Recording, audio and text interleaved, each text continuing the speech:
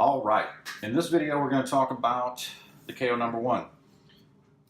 Again, this has the M triangle badge on it.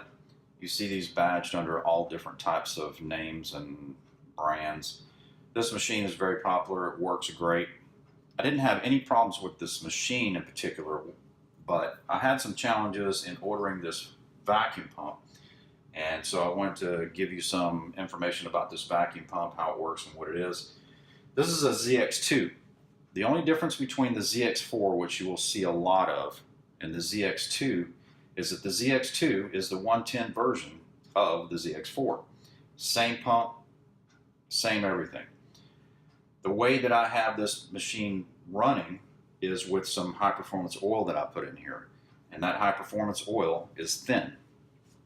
And because it's a thin oil, I get very good vacuum, but I also get a lot of misting. And misting from a vacuum pump isn't anything unusual. It's just something that you don't really want to breathe, and you don't want it exhausting out into your room. So I have this PVC'd out into a 5-gallon bucket. The PVC goes almost all the way to the bottom of that 5-gallon bucket. The 5-gallon bucket has vent holes cut in the top, and it is stuffed around the PVC with a fibrous material which acts as a filter, and away goes all the mist and keeps everything nice and neat and clean. I don't get any oil or mist into the room. The other thing that I wanted to mention about this machine are the frames that you use with it. I found that using this type of frame here, obviously you use it on top of one of these, but I was using this type of frame before. The ones that I got when I ordered these, for whatever reason, these are the new style. These frames, I don't like them. I was getting a lot of bubbling problems out of this machine. I just could not figure. I adjusted the pressure, I adjusted the vacuum, I adjusted the heat, I adjusted the time. None of those things were helping me. What I found was that going back to a frame like this, as low-tech as it looks, these things work great.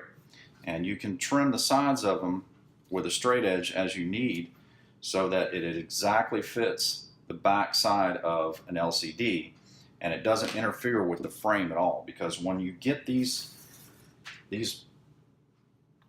molds for this machine, it still interferes with the frame. The little plastic nubs on the frame and that type of thing, it'll hold it away from this just enough to where it causes you problems. If you switch to these guys, you're going to be so happy you did, believe me, because I worked extensively on that bubbling problem until I got rid of it, and this is what solved it for me. And you really only need a couple of these sizes because the LCDs are all the same size, so it doesn't really matter with this guy. It's not frame dependent.